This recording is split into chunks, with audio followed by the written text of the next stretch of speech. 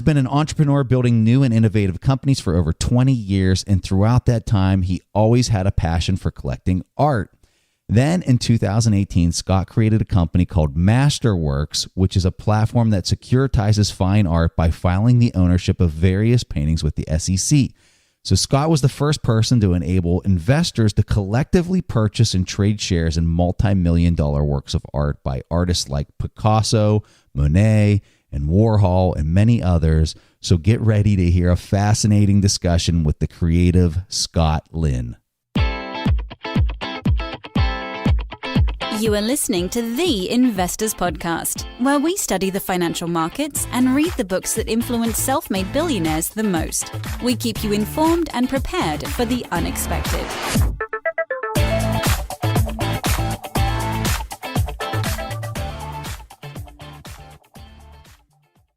Hey everyone, welcome to the Investors Podcast. I'm your host, Preston Pish, and as usual, I'm accompanied by my co-host, Stig Broderson.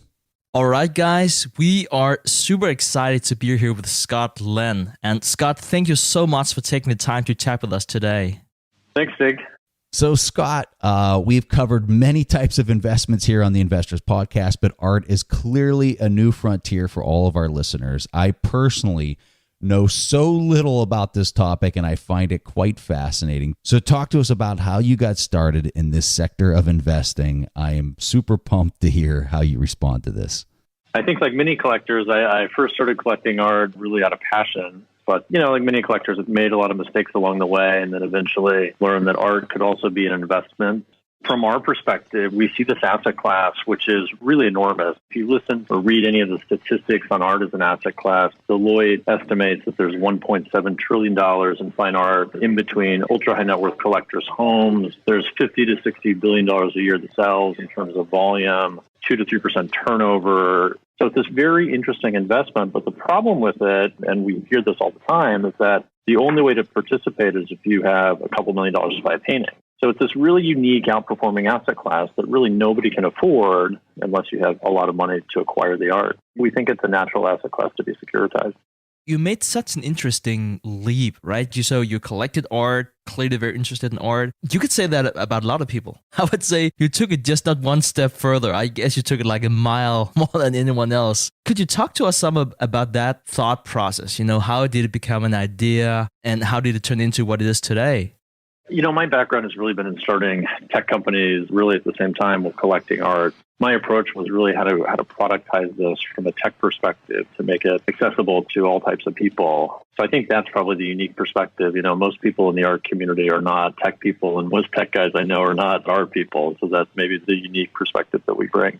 Very high level, some of the correlation studies that have been done, and one that we like to cite a lot is the Citibank study from 2015, where the CIO at Citibank, private bank, concluded that individuals should allocate between 1.4 and 4% to art, depending on what percentage of their portfolio they hold in illiquids. And I think a lot of that conclusion is really just based on two factors. One is that the asset class overall, just the fine art market overall, independent of the blue chip segment, has outperformed the S&P for the past 20 years by 180%. The second thing that I think is important is that it's really an uncorrelated asset class.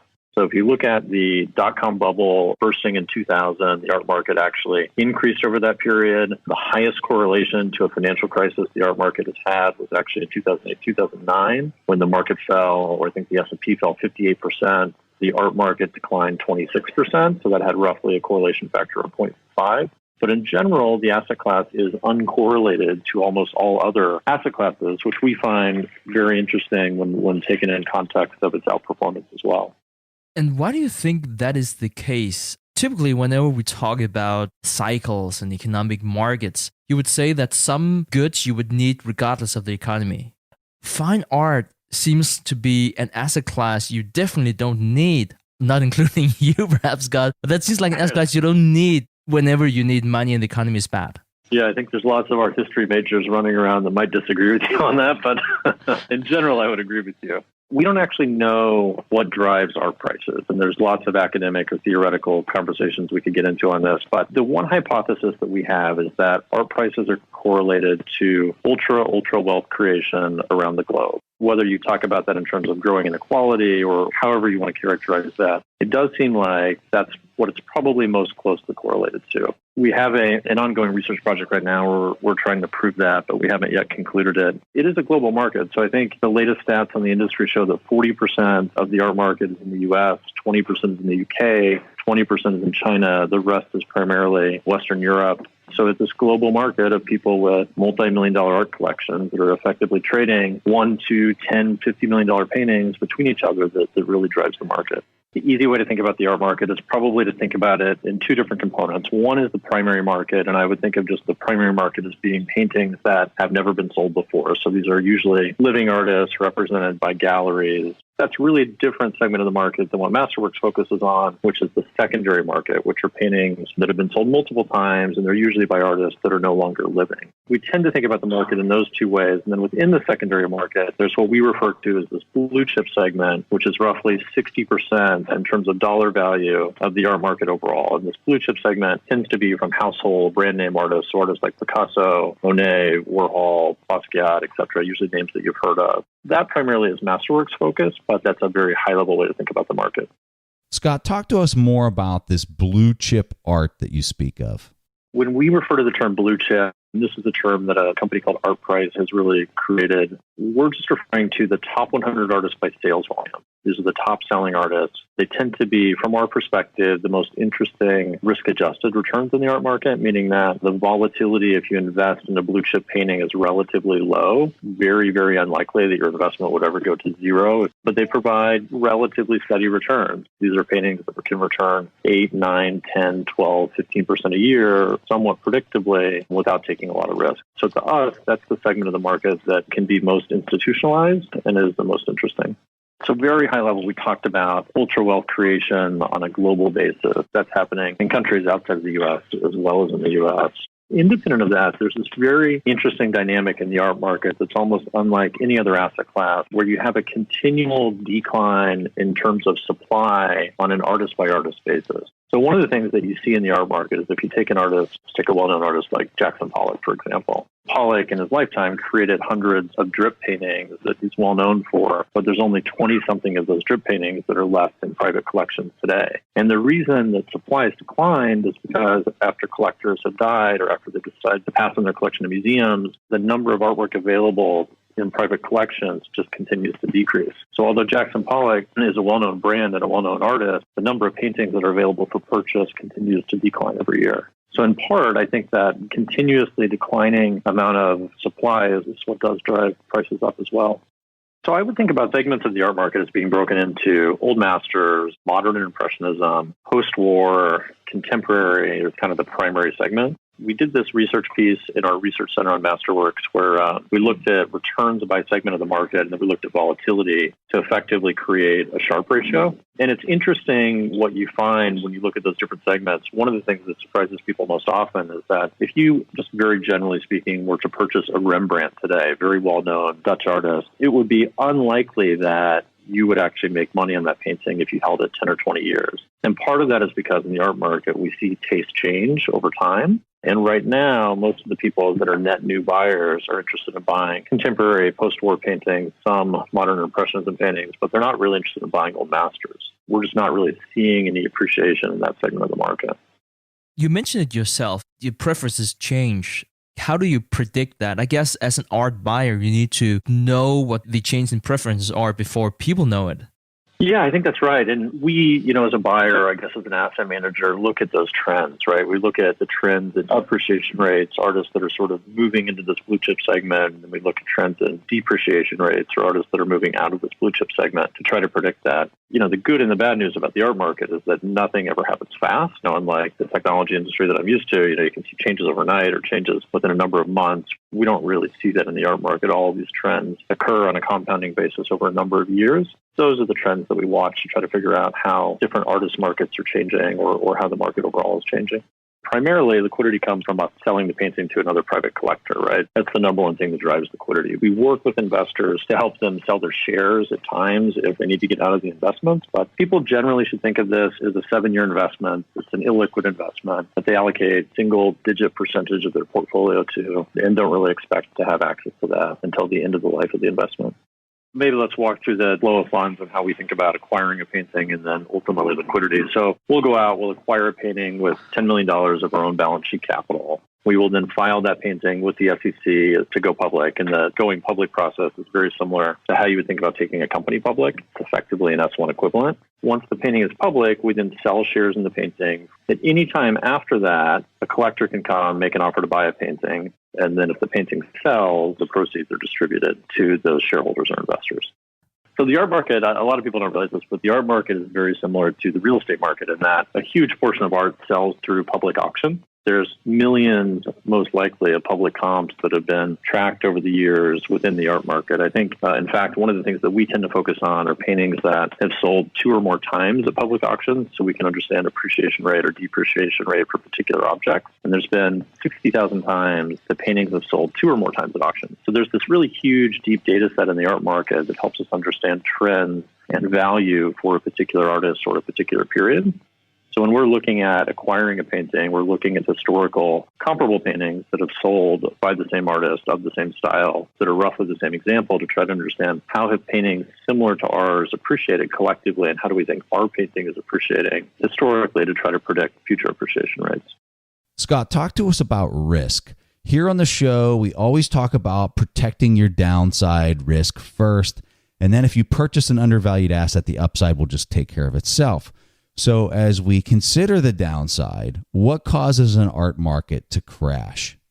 People have been collecting art for thousands of years. The biggest crash in most recent history was the early 1990s with the Japanese sell-off. That was the most significant crash. But, recently, other than the financial crisis, we haven't really seen any significant downward movement in art prices. Now, what we do see, and I think is what is much more common, is we see specific artist markets decline rapidly. For example, one artist that we've really seen decline just from a market perspective is Damien Hirst.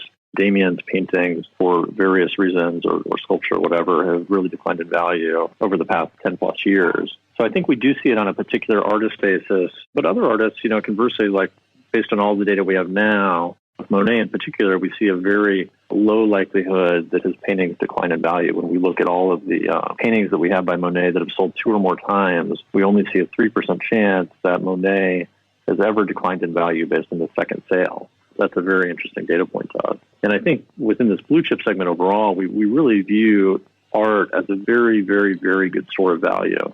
So if art is declining in value, it's declining 10%, maybe it's declining 20%, but 50% declines or 100% declines are just very, very uncommon. We think a portfolio of art makes sense just like a portfolio in most asset classes makes sense. And it is interesting. I mean, when we look at the blue chip segment, we don't see a huge standard deviation in terms of returns by artists. So we might see, a range of returns somewhere between kind of 8% and 15%. That's large, but it's not like we're seeing 1% to 40%. So there is a reasonably narrow band within this blue chip segment of returns. And, I guess we tend to focus on that. Could you please tell us a personal story, where you've been wrong and where you've been right about art valuation and what you learned? I'm sure you have quite a few. I have quite a few. So I think one of the things that new collectors often get wrong, and I've seen this many, many times over, and this definitely describes myself, is new collectors tend to focus on the artists themselves and not the examples by that artist. So if you take an artist like Picasso created over 50,000 objects in his lifetime. And when I was first collecting, one of the things I did is I went out and I bought this whole lot of Picasso ceramics from one of his neighbors in France. And I think I can't even remember the number. I think I acquired something like 100 ceramics by Picasso. And, they were in all these crates packed with straw. And I remember receiving them. I didn't even know what to do with them. But I was thinking that long term, this would be a great investment. And the problem with that approach really is that if you look at Picasso ceramics, they're editioned, right? They're made in these massive editions. He was maybe involved with it, but wasn't intimately involved with the creation of those ceramics. So they have his name on them, but they're not really that unique, not that special. Collectors of Picasso would certainly not aspire to one day own a Picasso ceramic. And I think that was a good lesson on, having all of these objects by a very brand name artist, but not having any particular object be necessarily that good, and therefore those objects not really appreciating that much in the future. I think if you look at the value of Picasso ceramics today, they're probably very similar to what they were 10 years ago or 20 years ago. They haven't really changed that much. All right, so Scott, let's also give you an opportunity to talk about one of your really good purchases. Yeah, for better or for worse, I've had lots of those stories. I had a 76, 77 de Kooning, which Willem de Kooning is one of the more important American artists. Woman 1 at the moment is arguably the most important painting in American history. And I acquired this painting from Christie's a number of years ago. So I think that painting, and I'll get these numbers specifically wrong, so don't quote me on these, but I think I acquired that painting for, I want to say $7 or $8 million, and then came close to doubling the value on that in about 2 years. Sold it shortly thereafter. There were just a whole bunch of reasons that was the right time to acquire that painting and then the right time to sell it. There are opportunities like that exist in the art market. I mean, we don't certainly guide investors to think about those types of returns with our products, but they do exist from time to time. What is a good return? I know you talked before about risk-adjusted returns, and we talked about that, the asset class is different than what we usually talk about. Keep in mind the types of risk we incur. What is a good return in the art market right now? I think it depends on what segment of the market you're talking about. So, for example, if we go back to my earlier comments about the primary market versus the secondary market, there's a lot of people that just invest in the primary market for new artists, living artists that are looking for 30, 40, 50, 100% plus returns. And that's a very speculative game, but a lot of those artists also have a high probability of going to zero as well. But to us, this is just a very interesting risk-adjusted asset class where you can theoretically outperform the market without taking much risk, or at least less risk than how we view developed equities. The art market is funny and a little bit hard to predict, but it's always collectors who are purchasing these paintings. A collector usually has a very specific collection that they're focused on building out. So, for example, personally, I have this very specific collection of post-war artists from 1946 through the early 1960s. And, I'm always looking for one or two artists to kind of round out that collection or complement it, because my focus is really on building that collection. So, Scott, I'm assuming most people listening to this are like me and have a very limited understanding of art investing. So what would you recommend for them to become better informed about the methodology? It's a good question. I mean, I will point you back to Masterworks.io, to our resource center. We've assembled for investors one of the most comprehensive resource centers of all third-party resources as well as internal research that we published. And it really helps, I think, people think about the art market holistically and from a very high level before deciding to purchase a painting or to begin collecting. That's where I would start. And then there's a whole host of other websites like ArtNet or ArtPrice that allow you to research specific artists or comparables by different artists, look at historical auction records, and really dive into the data. The advice that I would give myself and the advice that I give all new collectors is focus on the example, not the artist. Because usually if you look at the data, that one particular object that's an A object for that particular artist will always appreciate much faster than the third-tier object by the brand name artist. That's the one piece of advice that I would stick to. It's so overwhelming with everything whenever you enter a new asset class. You don't know what to start, you don't know what to stop, you don't know who to trust and who not. How do you filter out all the noise? If you can outline perhaps some of the first few steps you would take as an investor. It's a really great question. To step back from that question a little bit and talk about kind of the evolution of how the art market has got to where it is today. If you go back to the art market in the U.S. in the 50s and the 60s, a lot of the decisions around what is great art were controlled by critics.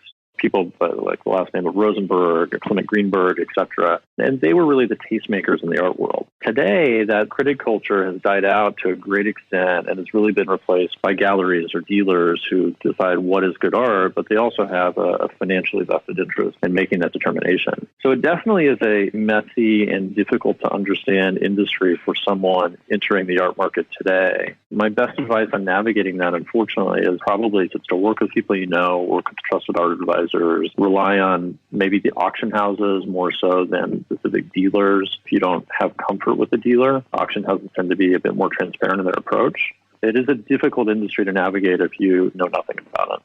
There's this concept in traditional industries where if you are giving advice to someone to purchase something, then you are effectively a fiduciary. You have an obligation to inform your client how much money you're making, for example. That dynamic does not exist in practice in the art industry. Whether or not a lot of dealers do have a fiduciary obligation, I think is maybe somewhat debatable. But in practice, dealers don't really subscribe to that concept. I do think it's very important that people be very aware that those that are recommending purchases or those that may have a financial interest in the transaction will probably not disclose it. It is sort of a buyer beware dynamic. And I think anyone new approaching the industry should be careful with that.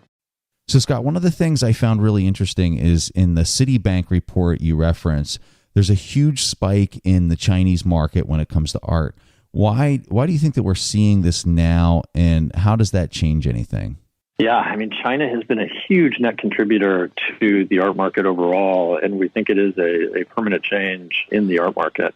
You know, you've seen most large galleries in New York open up in Hong Kong. There's a huge, huge Chinese collector base that's just coming rapidly into the market. We don't see that slowing down anytime soon. You know, we have seen historically in the art market, other countries kind of come in and move out, like Russia, for example, used to be a large overall percentage of the art market. Most of the money in Russia that's been collecting sort of these very expensive paintings is no longer doing that. So we have seen that trend, but we definitely don't expect to see the Chinese market decline anytime soon. I mean, there's just so many new billionaires being created in China every day, and a lot of those people are very interested in art and contemporary art scene in particular. We don't really see that trend changing anytime soon. Scott, thank you so much for accepting our offer to come on the show. This was such a fascinating topic that is just completely out of anything that Stig and I have covered in the past. So if anybody out there listening to this wants to learn more about you and your company, where can they look? The best place is just our website, which is www.masterworks.io. And then, as I mentioned before, there's a great resources center on the website that has lots of third-party content, as well as just content that we've created and researched on art as an asset class. And you can also sign up and invest directly on the website as well. Thank you, Scott. Thank you so much for your time to come here on the Investors Podcast and talk to our listeners about collecting art. Really appreciate it and hope to be back soon. All right, guys, that was all that Preston and I had for this week's episode of the Investors Podcast. We see each other again next week. Thanks for listening to TIP. To access the show notes, courses, or forums, go to theinvestorspodcast.com. To get your questions played on the show, go to asktheinvestors.com and win a free subscription to any of our courses on TIP Academy. This show is for entertainment purposes only. Before making investment decisions, consult a professional. This show is copyrighted by the TIP Network. Written permission must be granted before syndication or rebroadcasting.